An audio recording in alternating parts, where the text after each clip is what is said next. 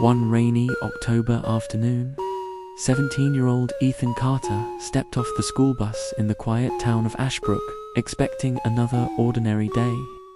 But the moment he reached the end of Maple Street, his house was gone. In its place stood a pale blue home with a family he had never seen before. Confused, Ethan checked the address on his backpack, then the mailbox, then his phone. Everything insisted he was standing in the correct place.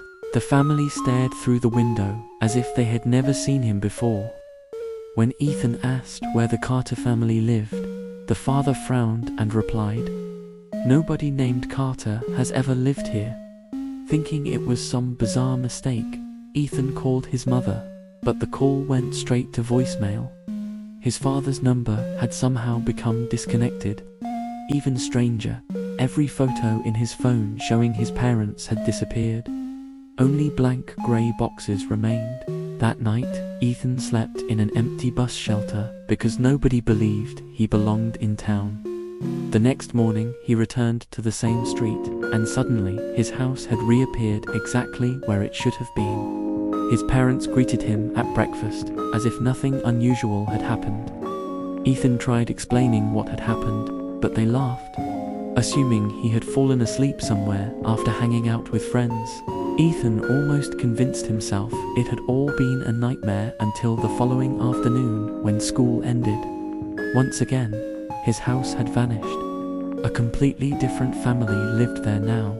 This time, the mailbox displayed another last name entirely. Ethan began noticing frightened expressions whenever he asked neighbors if they knew the Carters. They would glance toward the hills surrounding town before quickly walking away. For weeks, the nightmare continued.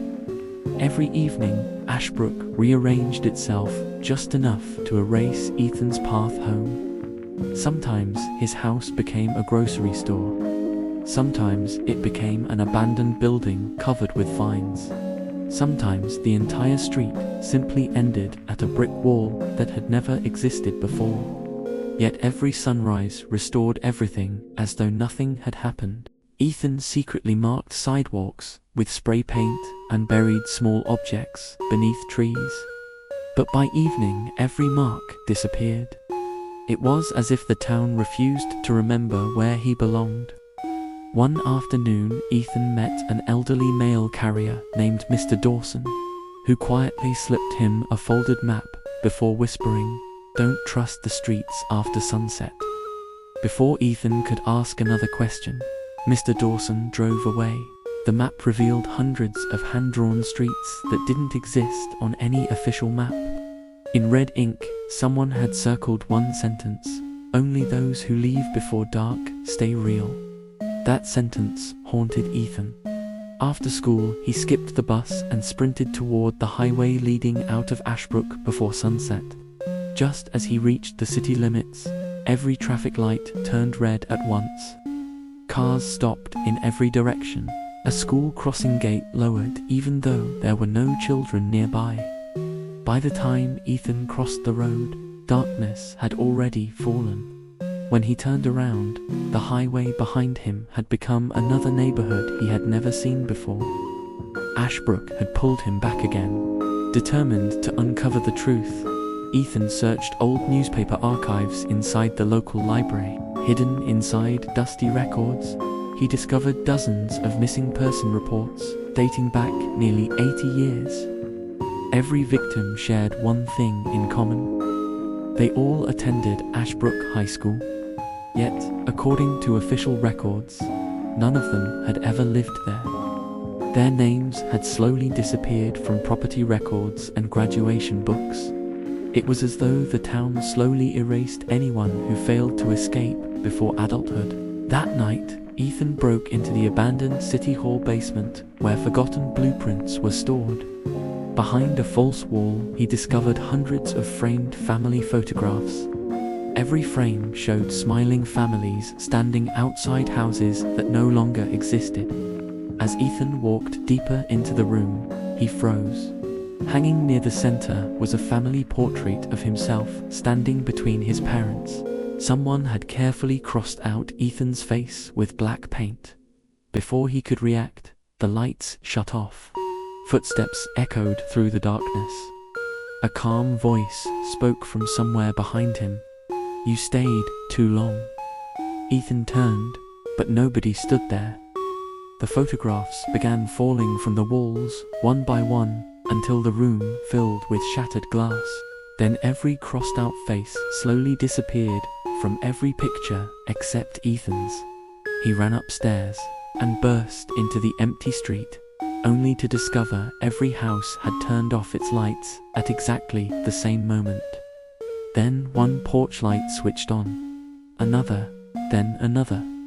Within seconds, every porch light in town glowed at once. People slowly stepped outside their homes.